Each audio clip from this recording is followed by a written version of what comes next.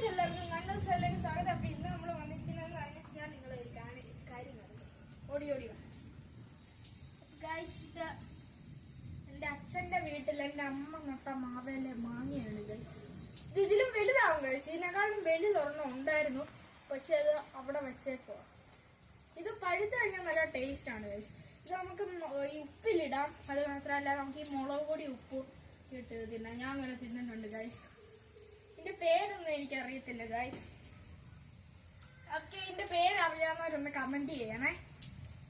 അപ്പൊ ഇതാണ് മാങ്ങ. ഇതൊക്കെ ഒന്ന് ശരിക്കും കാണിച്ചേക്കാം. ഇത് പഴുത്ത് കഴിഞ്ഞാൽ നല്ല ഒരു സ്വാദാണ് ഗൈസ്. ഉണ്ടോ ഗൈസ്?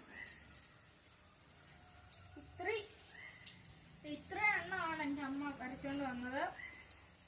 വളരെ ടേസ്റ്റി ആയിട്ടുള്ള മാങ്ങയാണ് ഗൈസ്. അപ്പൊ നിങ്ങൾക്ക് ഈ മാങ്ങയെല്ലാം ഇഷ്ടപ്പെട്ടല്ലോ. അപ്പൊ നമ്മുടെ ഇന്നത്തെ